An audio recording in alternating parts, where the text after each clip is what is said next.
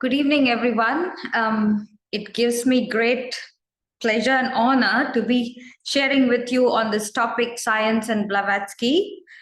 I was told to do this maybe 3 weeks ago, so I didn't get much time to do in-depth research. So what I'm going to do is share an overview with you on my own studies and what I discovered for when I did the research for this topic. So science and Blavatsky, well, it made me revisit some of the things that are quite close to my heart. Though most of you might know, I have a master's in history of art and not in science. However, since my childhood, I've been interested in science, and I was a very keen student of biology and chemistry and physics. Physics I taught myself because I didn't like the teacher. So I didn't listen in class, but I would come home and learn by myself. So anyway, I am a scientific minded person. Bill did comment years ago that my Theosophy was ancient. I said it's even more ancient than ancient. So I thought that in my mind. However, I'm also interested in the current things that are happening in the world. So I'll share some of the things with you. A disclaimer right at the start. These are my own researches and my own understanding of the subject, and all the things that I came across, as Simon mentioned. I've been volunteering at the international headquarters since I was 21 years old, and it's 30 years this year. So I came across a lot of scientists. I listened to a lot of talks. I've done some studies myself. So today is an opportunity to share all that with you. So coming to H.P. Blavatsky and science, again, since we are in the 21st century, I took the help of AI to see what it would come up with, and this is what it came up with. And I always do research with artificial intelligence tools of the subjects I already am very familiar with, so that and also if I don't know, I do the research behind it. I don't take it for granted, whatever it throws up. So I'll share with you, the first bit is historical. These are scientists who were influenced by Blavatsky's teachings in her own time and a little after. And then the second part is what's happening today in the 21st century, and things. So yeah, I'll let you all be the judge of what's happening in the scientific world or not. Okay, so let's go.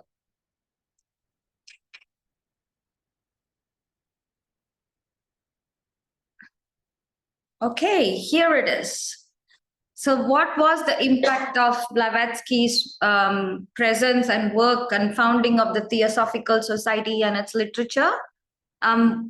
This is a slide that, the AI, when I was doing the questions, it asked me, would you like a visual timeline of whatever research I did at the beginning? And I said yes, and it came up with this image, which is on the right.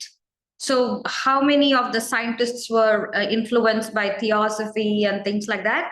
So the impact on 19th and 20th century science, Helena Blavatsky's direct impact on the scientific world was limited, but her indirect influence, particularly on cultural attitudes towards science, consciousness, and the boundaries of empirical knowledge, was significant.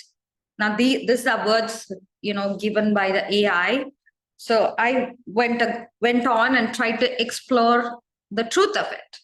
Now, again, as Simon mentioned, the motto of the society is there is no religion higher than truth. So I recommend that all of us look for the truth in whatever I'm trying to present today. And and this is a sowing of seeds.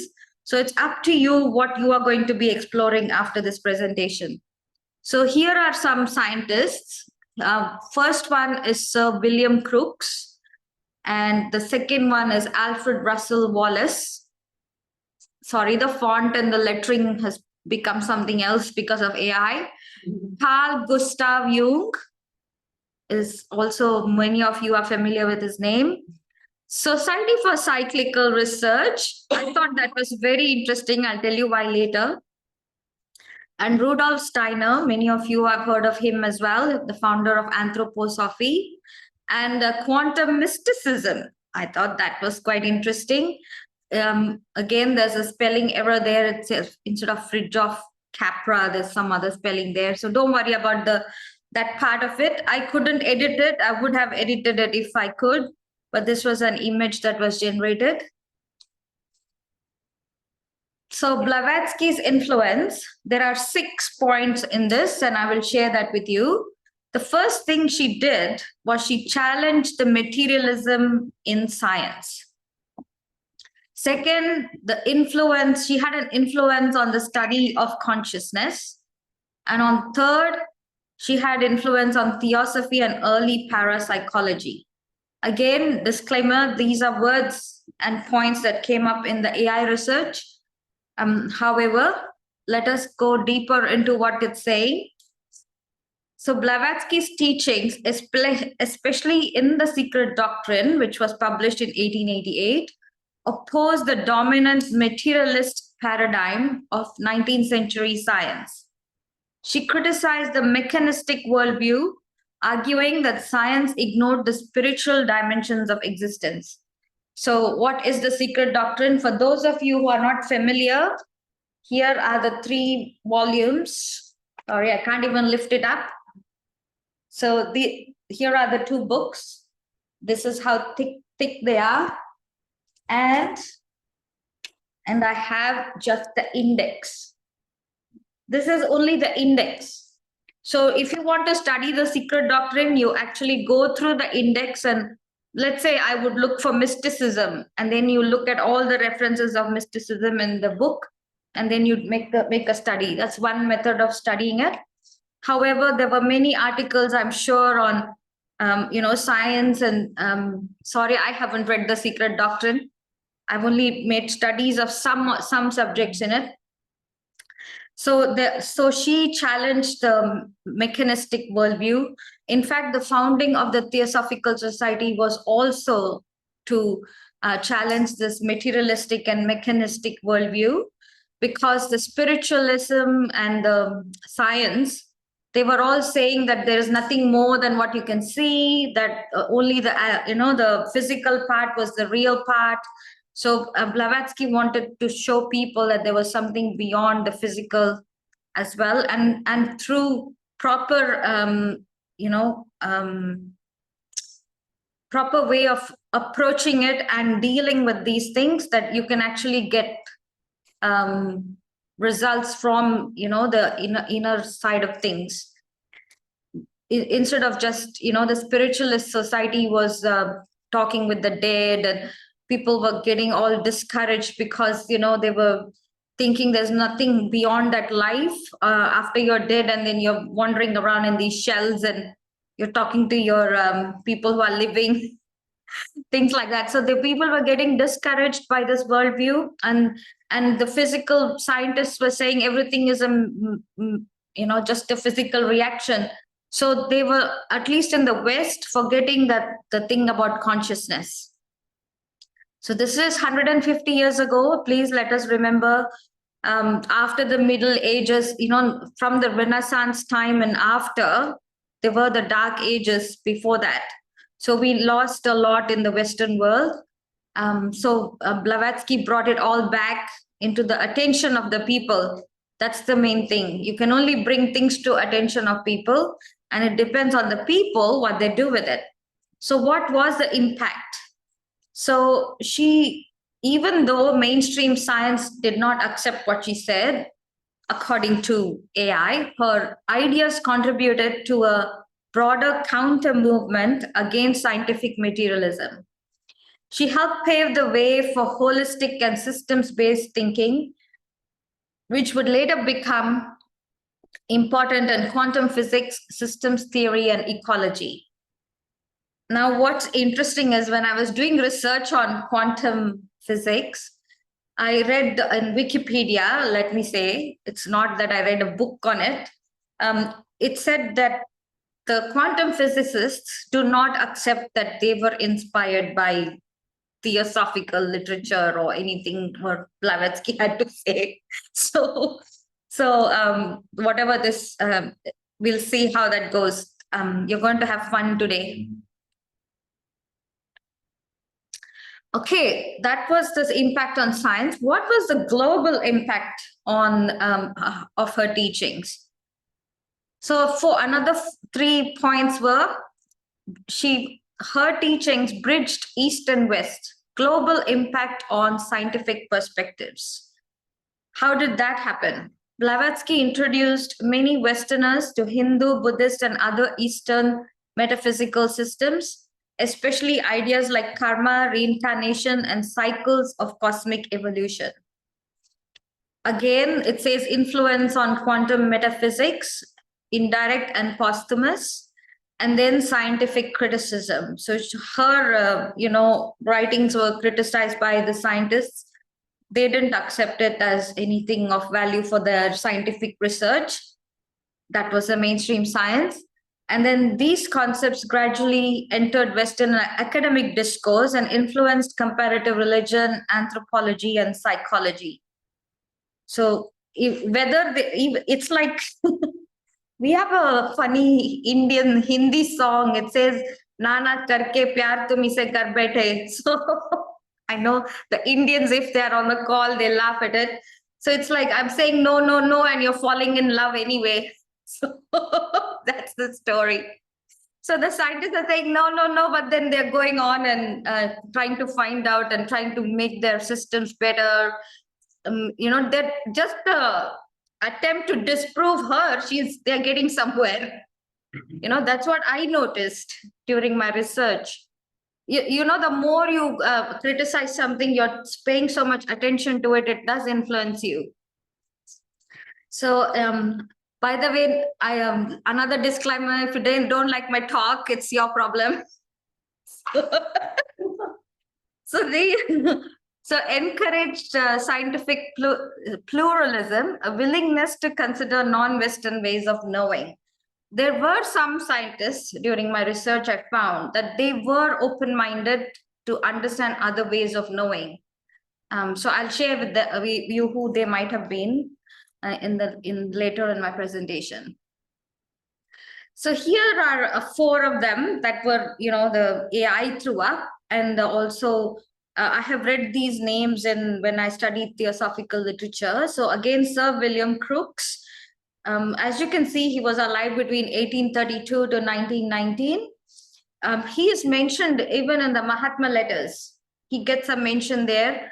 And I saw a quote, if you go to Theosophy Wiki, there is a quote where Blavatsky talks about him and says, she made him himself do the astral bells.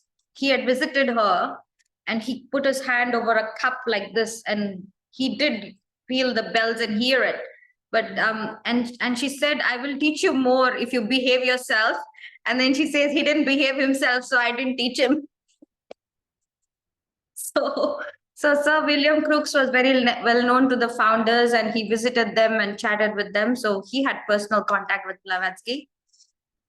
And then Alfred Russel Wallace, and then Nikola Tesla. Thank you to Elon Musk. Now everyone knows who is Tesla. Until 50 years ago, very few people knew about him. So that was, he's a very interesting person as well. And of course, Carl Jung, everyone knows of him. So I wanted to go into a little more detail about these 4 scientists. So who was Sir William Crookes? He was a prominent British chemist and physicist who discovered thallium, and contributed to early cathode ray research. I was in school and I studied what was cathode and anode and things like that, though I don't remember what it was. He was deeply interested in spiritualism and psychical research, and a member of the Theosophical Society for a time. He conducted investigations into mediumship, often defending controversial phenomena as worthy of scientific study. So there is a similarity, when Alcott was interested in spiritualistic studies, he made very scientific, researches into it. He would put all kinds of things in place to make sure there was no fraud, there was no trickery or anything. So that's how he met Blavatsky, if you all remember, at Eddy Farm when he went to investigate it. So I can see some similarity between him and Sir William Crookes. Alfred Russel Wallace, he was a co-discoverer of natural selection alongside Darwin. Well, guess what? We never hear about him, do we? We always hear about Darwin, but here is a co-discoverer. That was interesting, I thought. Later, he became a proponent of spiritualist views, believing in the existence of the spirit world and psychic abilities. While not a theosophist, his openness to non-materialist interpretations of consciousness resonated with Blavatsky's teachings. I thought that was interesting. Just another disclaimer, a theosophist is not necessarily a member of the society. When it says while not a theosophist, it means he was not a member. He might have just well have been a theosophist. So Nikola Tesla, I've always been fascinated with him. If you look up his Wikipedia page, it's pretty long, and there's a lot of work he did. And he was probably influenced indirectly. As you can see, the time period he was alive, 1856 to 1943. So anyone who was alive when the society was founded and 50 to 75 years of it or 100, everyone knew what was going on. Everyone in the educated world and also in India and the uneducated masses, they all knew Theosophical Society because it has had a great impact on our lives. So surely Tesla would have heard about it and seen some literature. So again, he was not a member. However, he shared views aligned with subtle energy, vibrations, and universal mind, concepts central to theosophical cosmology. Blavatsky's work may have contributed to the esoteric scientific zeitgeist in which Tesla operated.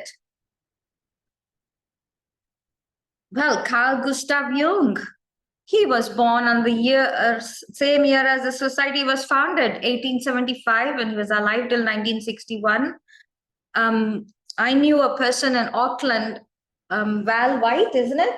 Her name was Val White, and she was in South Africa, and they had a group that studied Jungian philosophy and psychology and everything in South Africa. They used to study, and meet every week and go through his, studies. So he was very popular.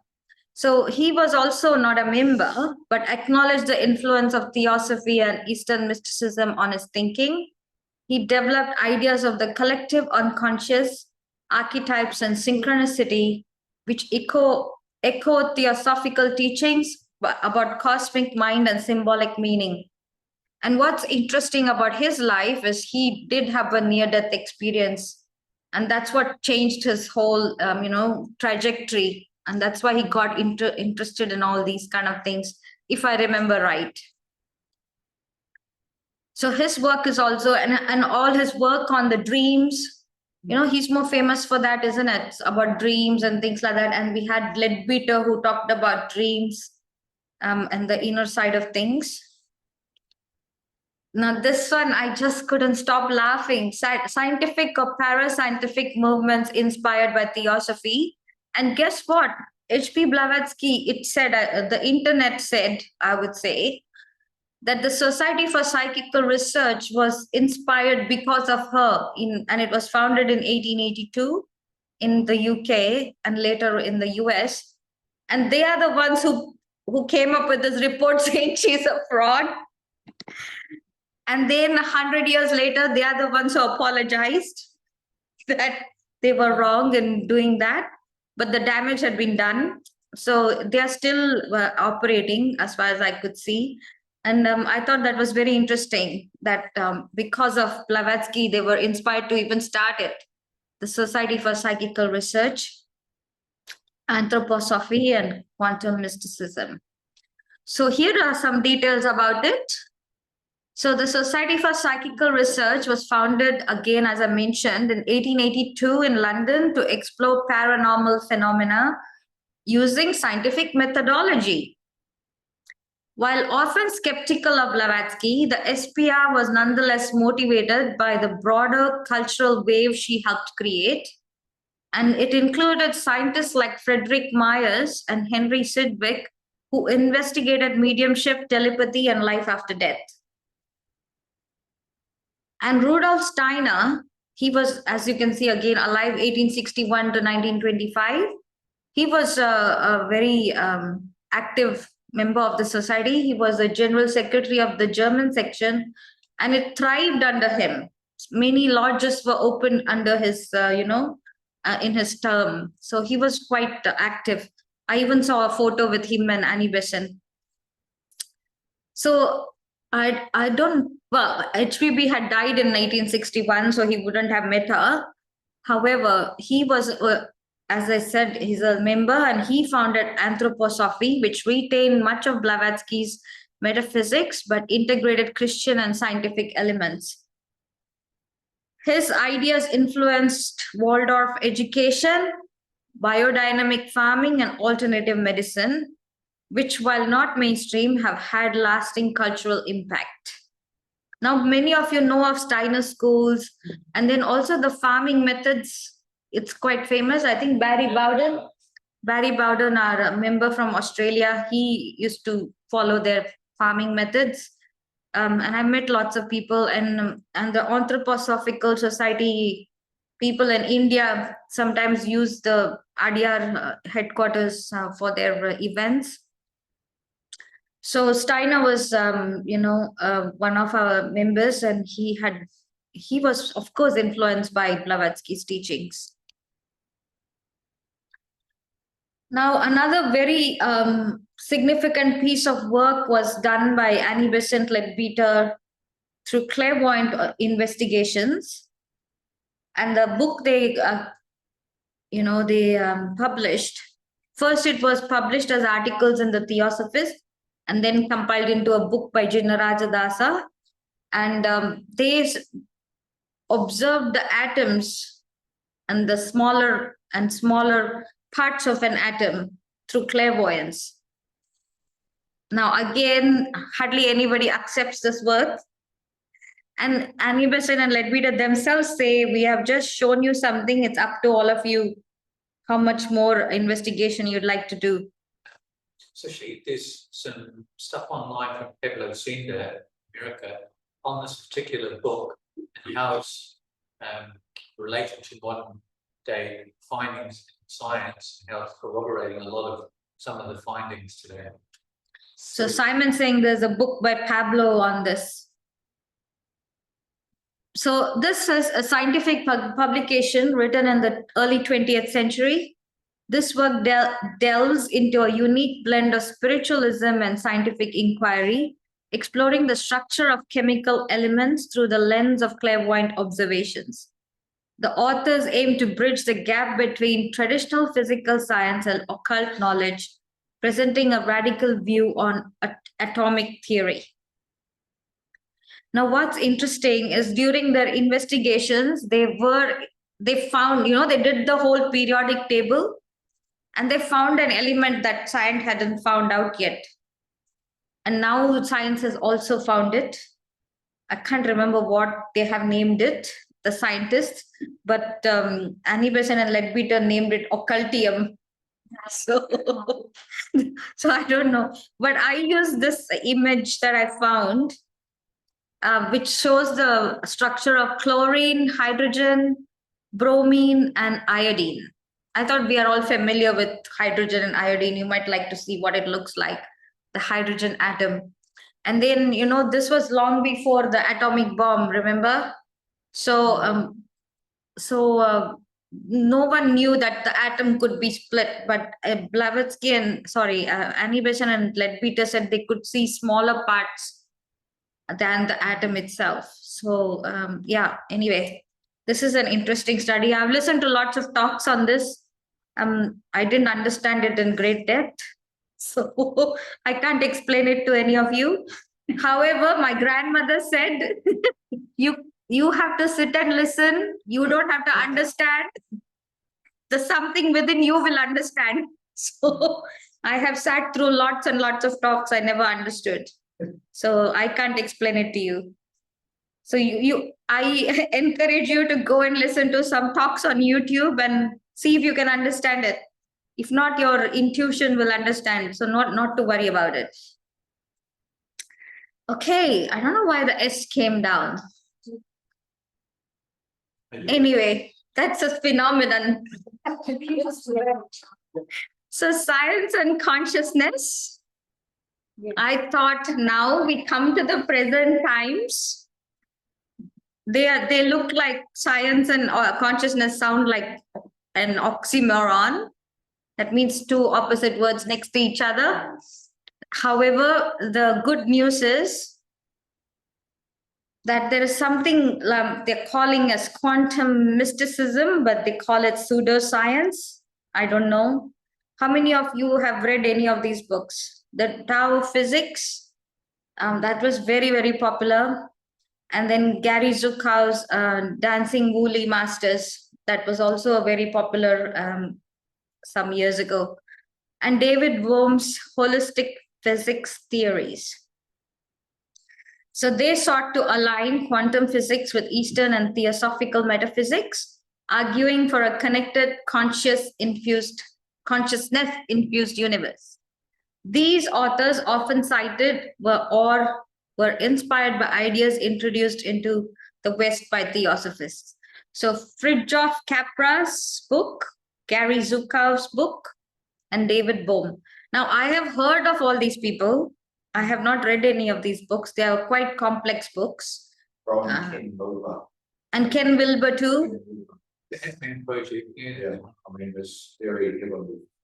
Very technical stuff. Well, yeah, but theosophical influence. Well, the Is Ken Wilber, by the way, is Ken Wilber a scientist? Is Ken Wilber a scientist? He didn't come in my research, so. He's transpersonal psychology. Like Okay, more psychologist. Okay. Yeah, so that going into the layers of consciousness. Yeah. Yes. Right. I have heard of Ken Wilber. Yeah. Yeah. I didn't come across in this context, so I haven't put him in. But there's a whole, subject we could do on consciousness, like a whole study course. Yeah. If you look back at probably the last one, you've got science and then you've got consciousness. Now, if you put con with science, you have conscience. Yes, very insightful. Yeah. Thank you. Louise is saying she had this light bulb moment seeing that slide on science and consciousness. She said, if you take the con and put science next to con, it becomes conscience. science of the con. Yeah, conscience. Science, That also is possible. science is materialistic, I think, like too materialistic. But when you bring in that conscience there, it provides the goodness of it. Yes, thank you, Louise. So Louise is saying, science is too, what did you say? Oh, It's too materialistic. Without the soul, yes. Without goodness. Without conscience and consciousness, we would not be able to be scientists to actually observe and see, create science. So it's all connected. Mm.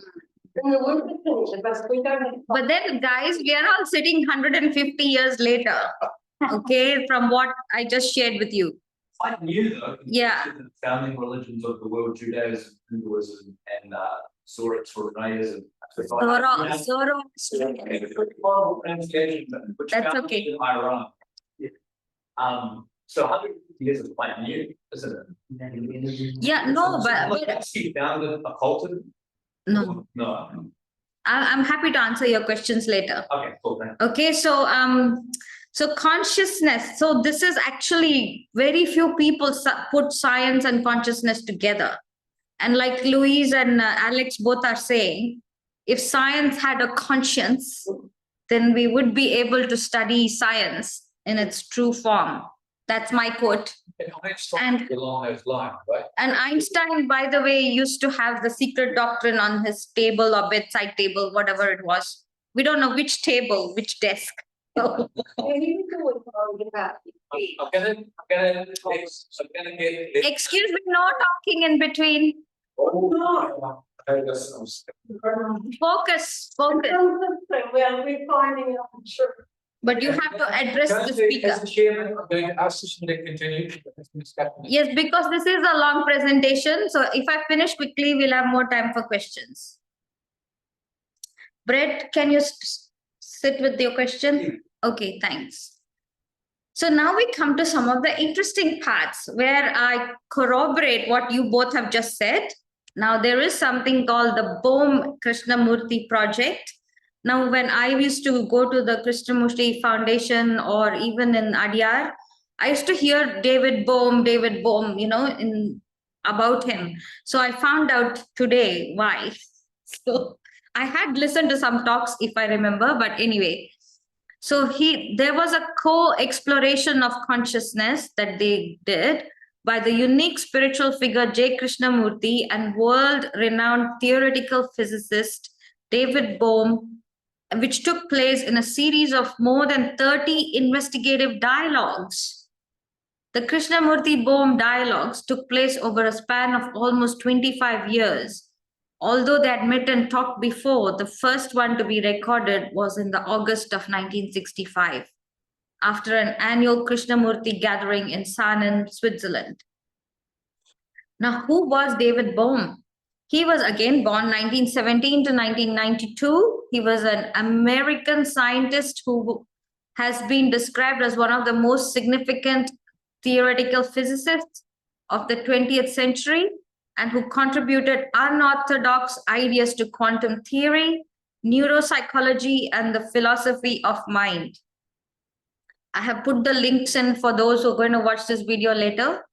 But that I thought was so interesting because he decided to contact J. Krishnamurti when he read his book, The First and Last Freedom. So this physicist felt that he had to talk to this person who wrote such things about consciousness and the mind and how it works and things like that. So it resulted in these dialogues. There are lots of videos online, so I highly recommend if you are interested to have and also go see what is a dialogue.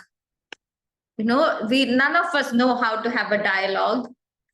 You either speak over each other, you're not listening, you're trying to think what you're going to say next. So no one has heard anything that you had to say. So that's how it is. So this is a great exercise to go and have a look, because when two people have a dialogue or as a group, if you engage in dialogue, the purpose is to get to the truth, so that each of us shares our perspective and comes to the truth. So I highly recommend this. So here is a physicist, again, science and consciousness coming together, putting consciousness into science. So the next person who has been trying to do this is Rupert Sheldrake, Dr. Rupert Sheldrake. I have listened to him and a talk he gave once when he was in Adyar with his family. So Dr. Rupert Sheldrake is a biologist and author of more than 100 scientific papers and 9 books, and the co-author of 6 books. His books have been published in 28 languages. Now he's from England and he is a member of the Theosophical Society, last I heard. And since 1981, he has continued his research on developmental and cell biology. Now, what's interesting is all the things that I have listed below, some of those areas overlap in the field of parapsychology, and he approaches them as a biologist and bases his research on natural history and experiments under natural conditions as opposed to laboratory studies. So he's been doing this since 1981. And what are his areas of work? It's mostly to investigate unexplained aspects of animal behavior, including how pigeons find their way home, the telepathic abilities of dogs, cats, and other animals, and the apparent abilities of animals to anticipate earthquakes and tsunamis. Now, what's interesting is when I listened to his talk, he talked about how if you have dogs, I know Esme has rabbits, any other animal, even before you arrive home, they are at the door. How do they know you're coming? You know, you'll be at the end of the road. They can't see you, they can't hear you, but they know you're coming home. So that's what he said. He did a lot of research on that, and he called it the morphic resonance field. And then he did this research, you know, when before, I don't know about nowadays and phones and text messages, I saw the list of papers he did. You know, when you get a text, you think, oh, it must be Simon or Pam. How do you know it's them? You know, you have this feeling there is some connection between us. So, and then, you know, in the old days, you know, tring, tring, the phone would go and you lift it. So even before that, you know, oh, this must be my mother calling or someone from the office. It could be anybody, right? But you kind of have an idea who it is. So he did all these experiments like in this vein. That's what I understood and learned from the talk he gave. And then he subsequently studied similar phenomena in people. That's what I said. Sense of being stared at. Telepathy between mothers and babies. Telepathy in connection with telephone calls and premonitions. That's what I just mentioned. Another thing, I don't know, I saw a study somewhere else. You know, when you stare at people, they know you're staring. However, even from behind you, but it happens with animals and birds too. You know, if you stare at a bird too long on the branch because you like it and you're looking at it, it flies away because it knows you're staring. Yeah, it does. No, it's because it's that predator prey kind of thing, right? So we all have that sense developed. So they don't want, if they know you're staring, they're gone. So I tried it. So what I do is I don't stare at a bird too long. I look away so that they don't get that impact, and then I can see it a bit longer on the tree. Speak to it, and it glance back. Well, it's too far away outside the window. I'm just looking. So even looking, not looking. Okay.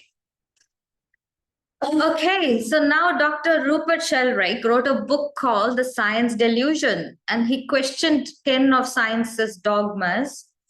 And he gave a TED talk, which was banned. There were only 2 talks that were ever banned on YouTube, and his was one of them. I'm laughing because before they banned it, he had only 35,000 views. After they banned it, he got more than 6 million views.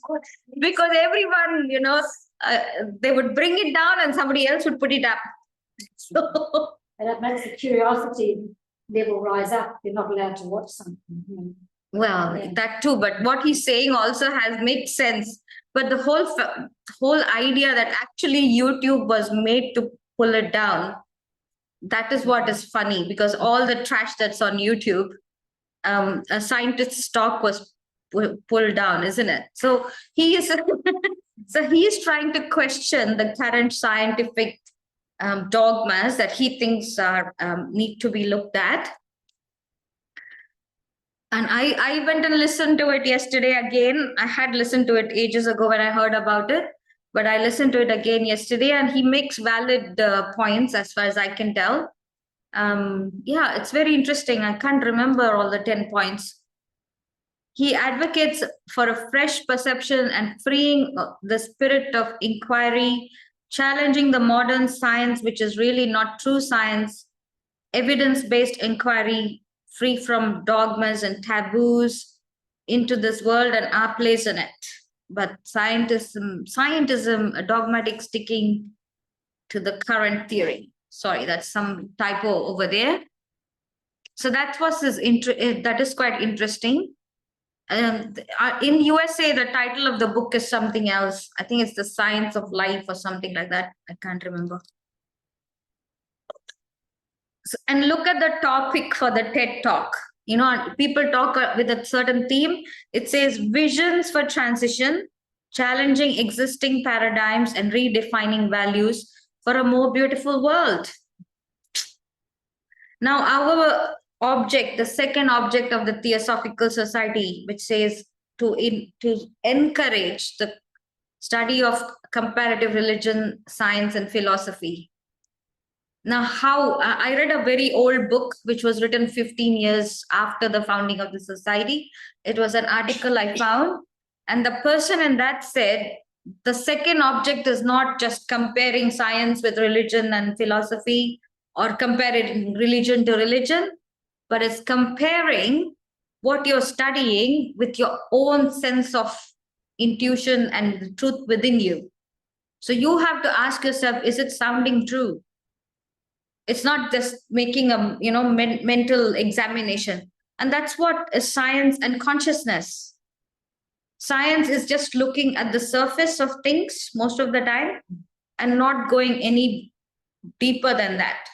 But then the moment you get any deeper, it kind of unravels, isn't it? Because it's difficult to prove. However, our seers and sages, the whole theosophical body of truths are those that people have found and they expect you to find for yourself. Okay? There's another encouraging thing. Sorry, again, the thing has come down, became a link for some reason. So there is another thing that I came across in my early 20s. It is the Global Consciousness Project. So there was this project to measure what we are all going through. So, sorry, this quote is by Teha De Shada, and I think Suzanne Kirkham is going to talk about him in the next few weeks. So he has a quote, I'll read it out. Someday, after mastering winds, waves, tides, and gravity, we shall harness the energies of love, and then, for the second time in the history of the world, man will discover fire. So the Global Consciousness Project, also called the EGG Project, EGG, is a parapsychology experiment begun in 1998 as an attempt to detect possible interactions of global consciousness with physical systems. So they have these machines. I'm sure Brett will be really interested. I'll send you the link to the website. There are all these machines that are measuring. So they found out when they did an experiment that a person sitting in front of this machine actually had an effect on it.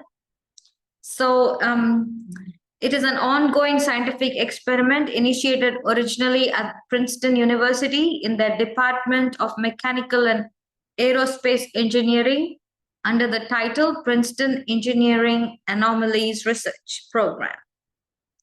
And I had met and I knew the person in India who was Dr. M. Srinivasan. He gave a talk on this in Adyar when I was there.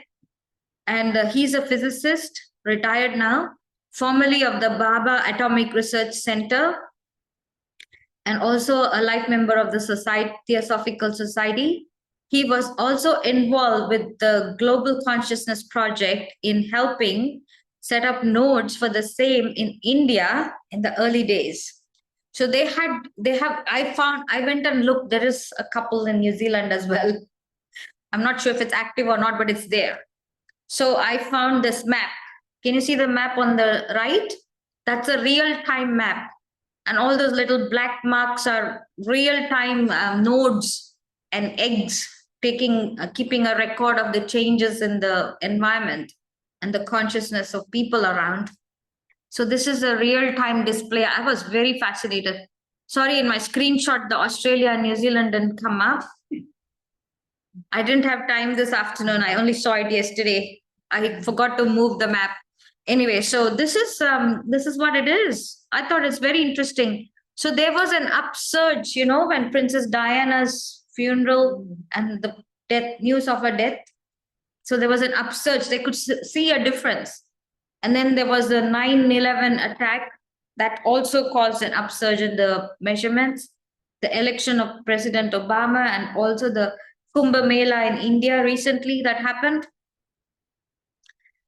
So yeah, no, I think, don't you think all this is interesting stuff that's happening in the world? Very.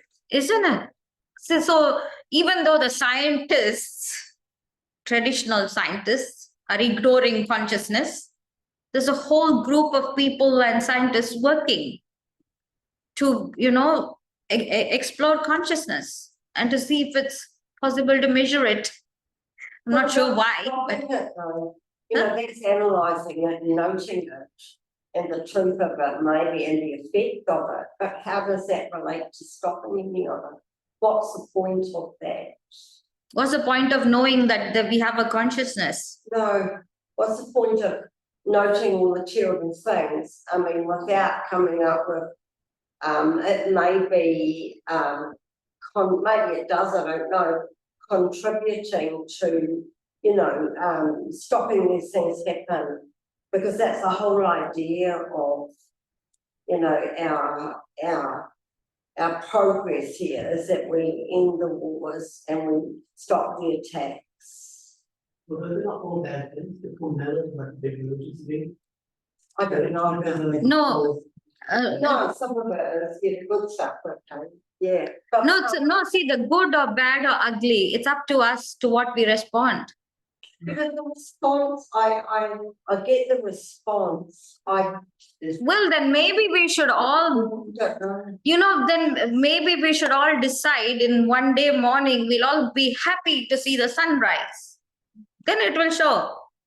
These are only measuring devices. Yeah, that's what I'm saying. They are not there to stop it. However, the knowledge that we are all connected is what will help us do what you're saying. That's what you say. Yes, that's the purpose of it. See, there are a lot of humans who need evidence like this to say we are connected. Others may not need it, but some people do. You can see it on TV now, anyway. Well, that's the reason. See, if we didn't have television and news that was so quick, no, I wouldn't have known when was Princess Diana's funeral. Yeah. Yeah, So I feel like lots of people get caught in their human nature and forget that their everlasting. we are collective. Their highest and direct their life. Yes, And yes. they just forget that, it's hard being a human, a meat puppet, walking around. It's difficult. Meat. Very good. Ruben just called us a meat puppet. Yeah, we're just fleshy working little, you can pass over the spirit, and that's. Good on you. See, that's the thing we forget. We forget we are connected. So at the moment, I feel like the world is covered in darkness and the Theosophical society is light through the cracks. And we've got to bring the light into the world to make everything conscious because it's very dark. Yes, well done, The Ruben. BKS saying that talked about war as enlightenment because it actually leads to higher vibration. You have to go through the chaos in order for everybody's consciousness to rise, right? Well, see, always let's not go there yet. I haven't finished my presentation. We can talk even over cups of tea. But thank you for that point. Thank you for that point. I always finish on time. So I'm done. so good points, everyone. So this is what I wanted to show you, that there are all these encouraging work being done because we don't hear all this in the news. The work that is being done by people who would like to show people who are not aware of these things that we are connected. Our thoughts have effect on others. Our feelings have effects on others. So how we are responsible for whatever we put into this environment. So there's another organization which I heard about from our international president in one of his talks. It is called Heart Math Institute. I looked at the website, it's completely changed now. They've had a revamp and everything. So there's lots and lots of amazing stuff available on it now. And they have these apps you can use to regulate your heartbeat and things. And there are exercises for children, teenagers to reduce stress. Very, very simple exercises which can help you regulate your emotions. So this heart math system connecting heart and mind. It was born out of a deep sense of caring for people and our planet. Founded in 1991 by Doc Childre. I hope I'm right. It's pronouncing his name.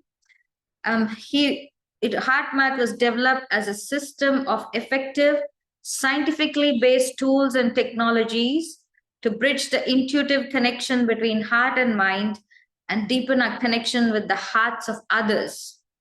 I once had shown a video, I'm not sure, probably at Hamilton when I did a talk there. If a group of people are sitting together, and even if one person's heart is beating in a coherent manner, it affects the hearts of the others.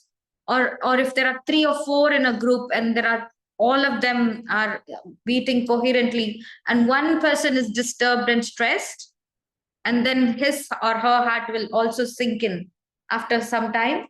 So we are affecting each other, whether we like to accept it or not. So let's say you are irritated and you enter a room, you're going to send out those type of vibrations, right? So the contrary is also true. If you are a peaceful person and you enter the room, you have a peaceful effect on people.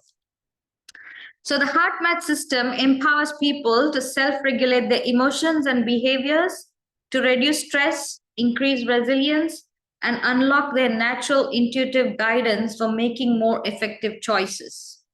So over 500 peer-reviewed or independent studies utilizing HeartMath techniques or technologies to achieve beneficial outcomes have been published.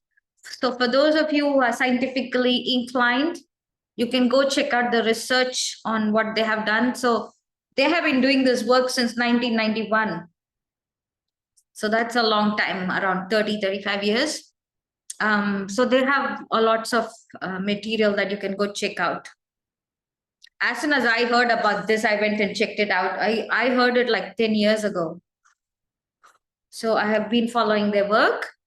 So Institute of Noetic Sciences, I heard of this too. Well, it was established just before I was born, so that's good. It's more than 50 years old. So here is a new word, noetic, from the Greek noesis or the noetikos, meaning inner wisdom, direct knowing, intuition, or implicit understanding. Noetic sciences are one of many frameworks we can use to engage with our daily reality. On his way back to Earth after his pioneering moonwalk, Apollo 14, astronaut and ION's founder, Dr. Edgar Mitchell, had the profound experience of feeling interconnected to everything he was observing from the window of his space capsule, the stars, the moon, our blue planet, and the vastness of the cosmos. He realized quickly that in order to explain such an extraordinary experience and others like it, there would need to be a rapprochement between the scientific and spiritual interpretations of reality. As a scientist and visionary, Dr. Mitchell saw a need to reconcile his training as an engineer and astrophysicist with the wisdom of the ages. By the way, all the bold font is mine. I thought I should draw attention to it. It's not on the website. So I really like this. I would like to repeat it. Dr. Mitchell saw a need to reconcile his training as an engineer and astrophysicist with the wisdom of the ages, to transcend the limitations of what he saw as an outdated materialist worldview.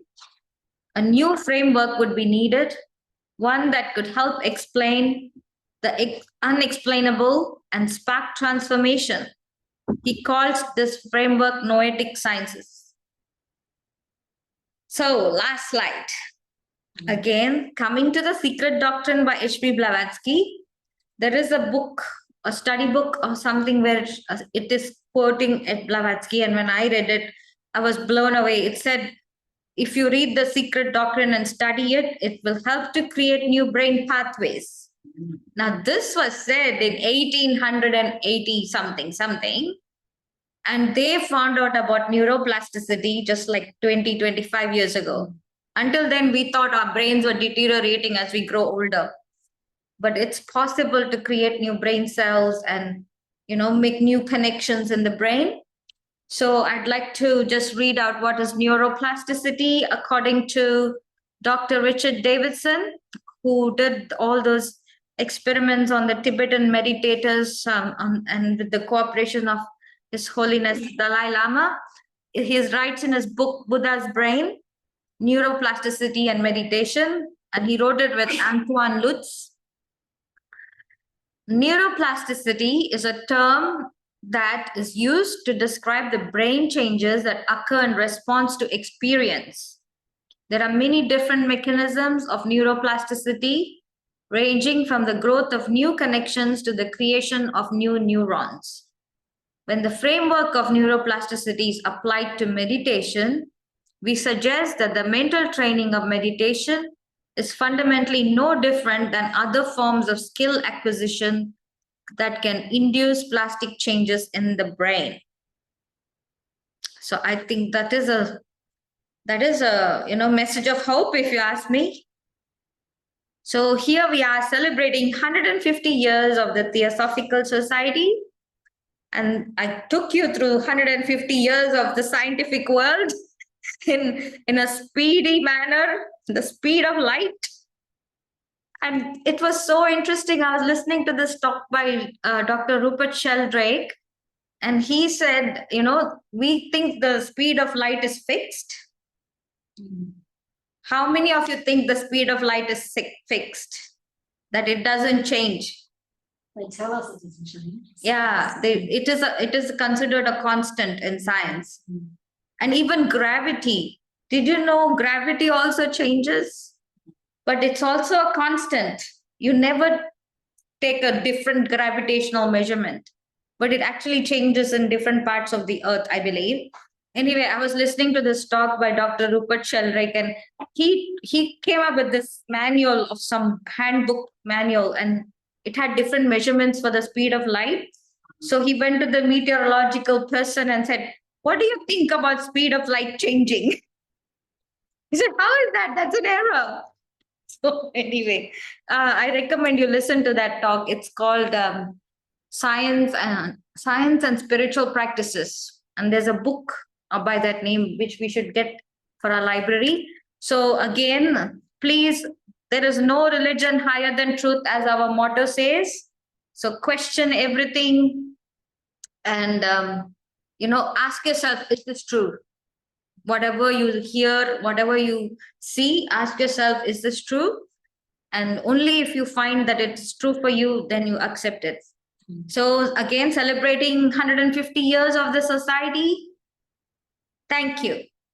Thank you. Oh, I'm 5 minutes over time. It's okay. Hopefully you all can bear it. I'll stop sharing. What's that?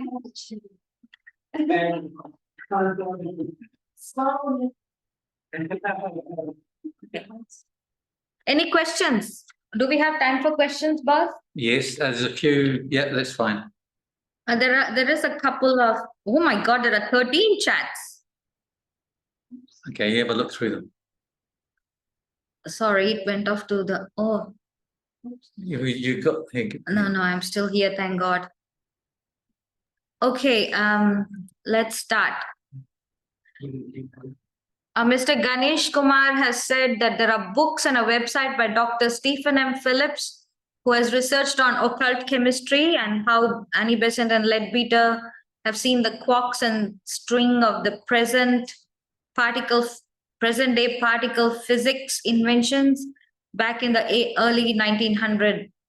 Okay, and he's given the website and says, happy reading. By the way, I have read his first book, Anima. It's called Anima.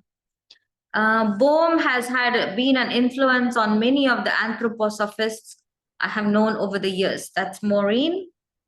Here is the band TikTok. Yes, I can also send you the link if Thanks, anyone Esther. needs. Thanks, Esther. And Esther says Roger D. Nelson was also instrumental in this project. Yes, he's the founder and he developed the project. This is the Global Consciousness Project.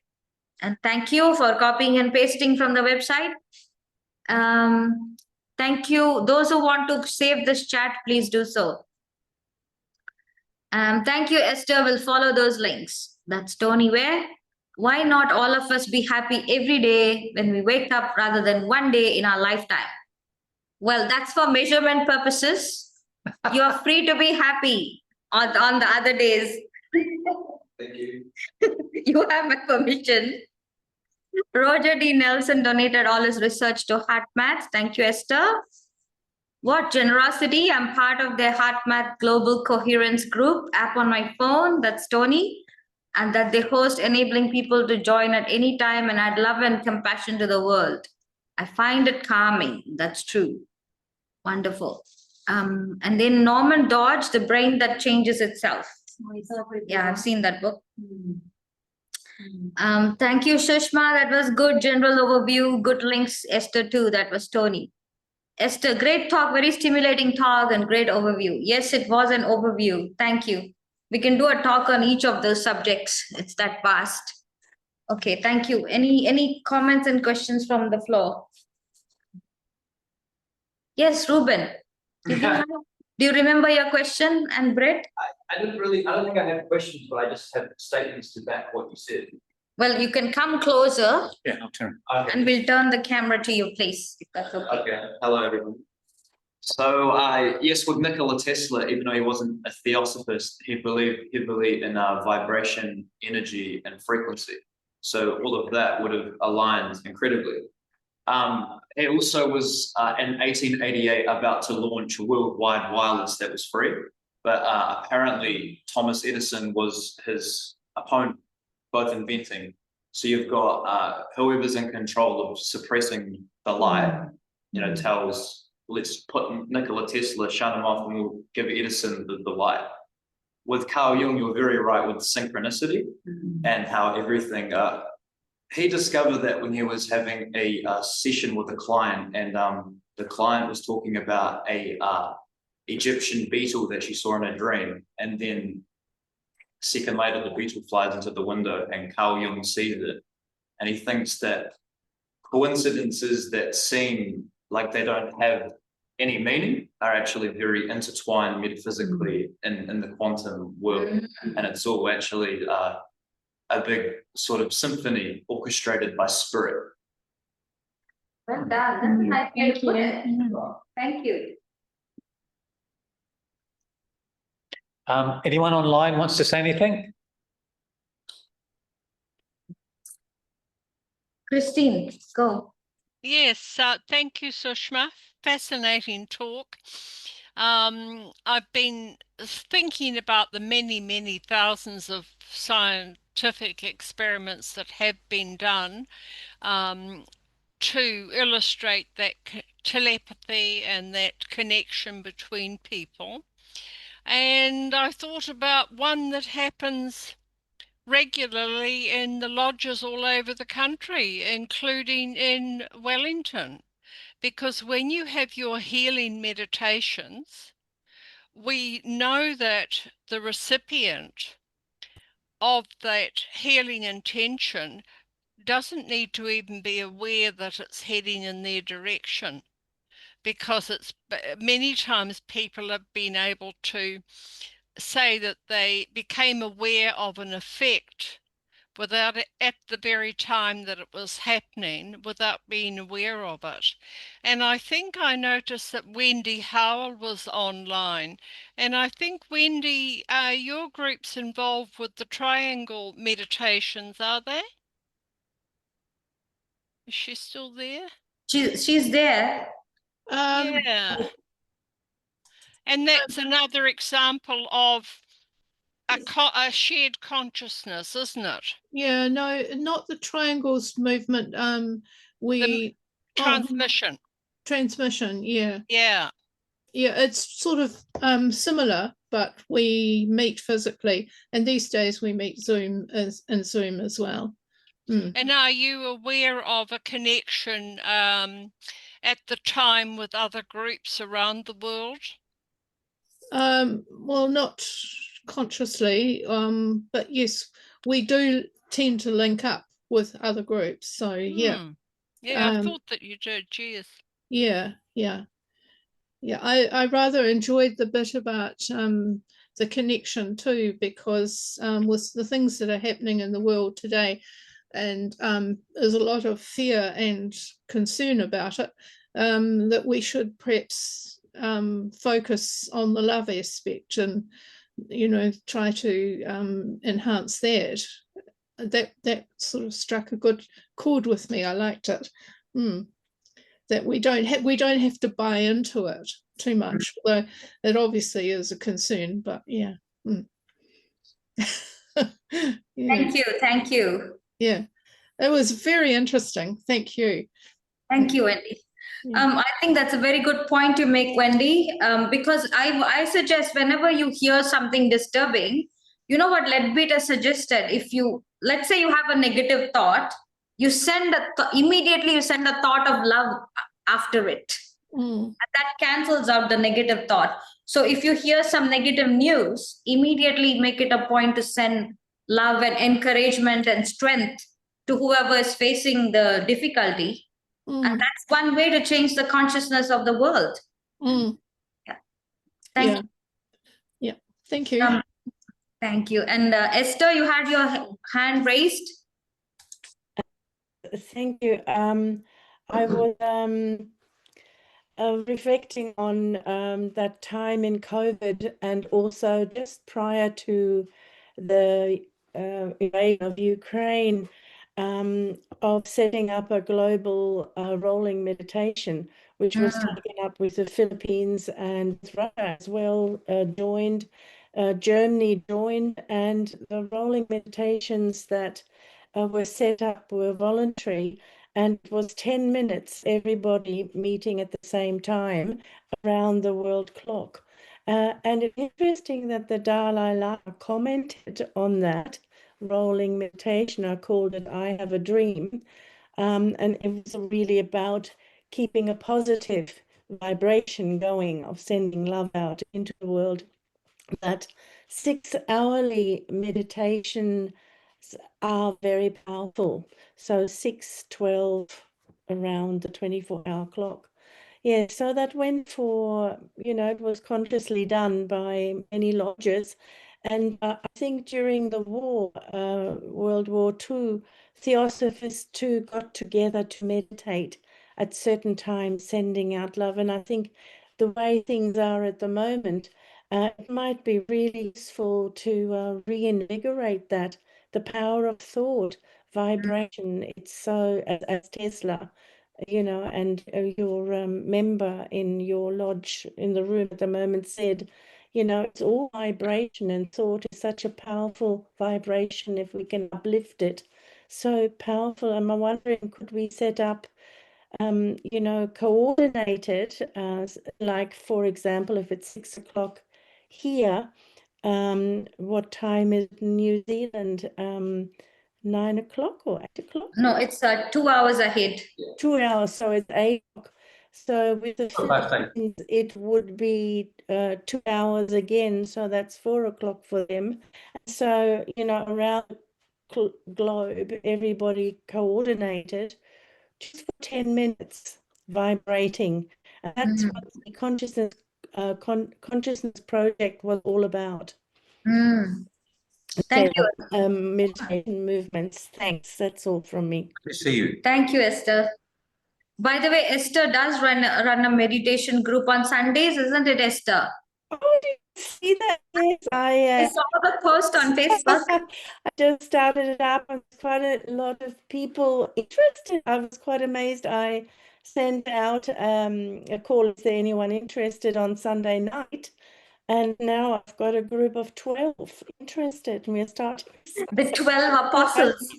It's lovely. Yes, thank you. I was even thinking with such enthusiasm I might reinvigorate a Zoom, because I did have a Zoom meditation Mondays, I called them during COVID, and Ani Narendran was attending, and Charlie was attending, and a few people from the Philippines, and Manuela Kaulich from Germany as well, and a few in Australia. So that was a good thing. Thanks. So is your meditation group in your home? Yes, I decided to have it in my home. Okay. It's more friendly. We don't have a lodge. There's no lodge in Malani. Malani in the hinterland, a little tiny village. Yeah, so. That's all right. Just tell me what time it is. That we are doing it. I thought you might join in. Same time. It's from Sunday 4:30 to 5:30. So 10 minutes intro, 20 minutes meditation. And before dinner, I thought it's a good time, and then people can go home and have dinner and sort of start the week off with fresh mindset. Yeah. Okay, great. So Thanks. you're welcome, Esther. In case any of you are enthusiastic, in New Zealand, you can sit at the same time at 6:30 probably, and just join in. Imagine you're with them. My grandmother used to say that if you can't go to the lodge meeting on an evening, stay at home and just send the lodge thoughts of love and encouragement. Just be link up to the lodge meeting, even if you can't come. So yeah, that's what my grandmother used to say. They did that in that generation. So we could probably do that. I'll put it in my calendar. At least at the beginning, I will send you some thoughts, even if I don't sit for an hour. I'm moved. That encourages me, actually. That's beautiful to know you're at this time. Oh. Yes, so we can start with your suggestion and synchronize and in our own homes. Beautiful. Thank you. Thank you, Esther. Thank you. Thank you. Okay. Okay. All right. I want to thank you formally, Sush. Thank you for a great presentation. Much appreciated, and for stepping in at notice to do it, which was really good. So I'll officially do the recording stop. I'll officially close our session for this evening. Thank you.